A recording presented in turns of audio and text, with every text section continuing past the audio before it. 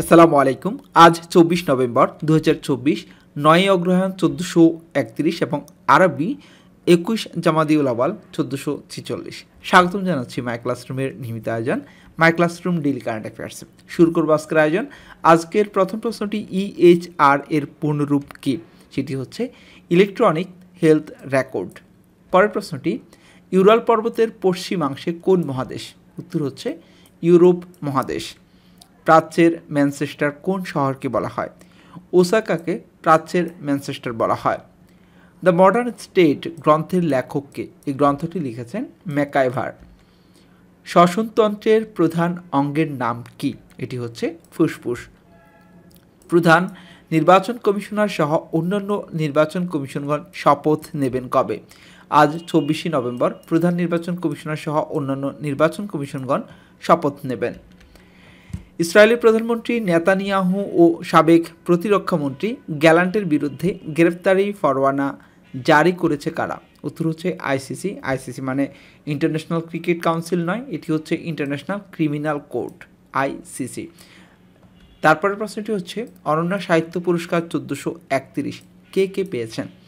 অনন্যা সাহিত্য পুরস্কার ১৪৩১ পেয়েছেন নূরে জান্নাত ও নুসরাত নুসিন। সময়ের আগে জন্ম দেওয়া নবজাতক যাদেরকে বলা হয় আকালিক নবজাতক, এই ধরনের নবজাতক জন্মদানে বাংলাদেশের অবস্থান বিশ্বে কততম? প্রথম। সময়ের আগে অর্থাৎ ঠিক সঠিক সময়ের আগে জন্ম নেওয়া নবজাতকের দিক থেকে বাংলাদেশ হচ্ছে বিশ্বে প্রথম। এটি খুবই দুর্ভাগ্য আমাদের জন্য। তারপরের প্রশ্নটি হচ্ছে COP29 নাম কি দেওয়া হয়েছিল? এটি খুবই গুরুত্বপূর্ণ প্রশ্ন হবে। ফাইন্যান্স কপ বা জলবায়ুর আর্থিক সম্মেলন। দেখুন এখানে সবগুলি প্রশ্নই যে খুব বেশি গুরুত্বপূর্ণ আমরা এমনটা বলবো না, কিছু কিছু প্রশ্ন আছে খুব বেশি গুরুত্বপূর্ণ, সেটি আপনারা অবশ্যই প্রতিদিনের আয়োজন থেকে নোট করে নেবেন, তাহলে আপনার শিখতে আরও বেশি সহজ হবে। পরের প্রশ্নটি হচ্ছে বিশ্বগ্রাম বা গ্লোবাল ভিলেজ শব্দটির প্রবক্তাকে? এটি হচ্ছে মার্শাল ম্যাকলুহান। লাউয়াছড়া জাতীয় উদ্যান কোথায় অবস্থিত? এটি অবস্থিত মৌলভীবাজার। সফোক্লিস কোন দেশের সাহিত্যিক? সফোক্লিস হচ্ছেন গ্রিসের সাহিত্যিক। কোরিয়া যুদ্ধ শুরু হয়েছিল কবে? কোরিয়া যুদ্ধ শুরু হয়েছিল 1950 সালে। মিয়ানমারের সাথে বাংলাদেশের একমাত্র স্থলবন্দর কোনটি? টেকনাফ। আলোটিলা পাহাড় কোথায় অবস্থিত? আলোটিলা পাহাড় হচ্ছে খাগড়াছড়িতে অবস্থিত আলোটিলা পাহাড়। কোন নদীকে বাংলাদেশের সুয়েজ খাল বলা হয়? গাবখান নদীকে বাংলাদেশের সুয়েজ খাল বলা হয়।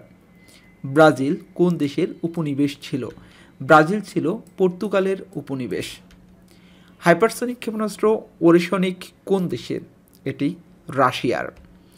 পুলিশের জরুরি পরিষেবা 999-এর কার্যক্রম শুরু হয় কোন সাল থেকে? 2017 সাল থেকে। আপনারা অনেকে কমেন্টস করেন এবং বলেন যে আসলে আমরা আপনাদের কমেন্টসের কেন উত্তর দেই না। আসলে প্রতিদিন আপনাদের কমেন্টস পড়া হয়, জাস্ট লিখে লিখে উত্তর দেওয়া হয় না। তো ভাবলাম আজকের এই এপিসোডে আমরা আপনাদের কমেন্টস নিয়ে কিছু আলোচনা করি, দেখি কারা কারা আমাদেরকে গত এপিসোডে কমেন্টস করেছেন। তো প্রথমে যেটি দেখছি, আলিক নামে একজন আমাদেরকে ভালোবাসা জানিয়েছেন, ধন্যবাদ আলিক। তারপর হচ্ছে রাতিকা রাতি, তিনি বলেছেন খ, অর্থাৎ আমাদের গত পর্বের কুইজ ছিল পাম অয়েল উৎপাদনে বিশ্বের শীর্ষ দেশ কোনটি? উত্তর ছিল খতে ইন্দোনেশিয়া, তিনি সেই উত্তরটি দিয়েছেন, ধন্যবাদ, এটি সঠিক উত্তর। তারপরে সাদিকা আক্তার বলছেন ইন্দোনেশিয়া, রাজিয়া বলছেন খ, দীপা রানী বলছেন খ, সালমান সজীব তিনি বলছেন ইন্দোনেশিয়া অর্থাৎ পাম অয়েল উৎপাদনে।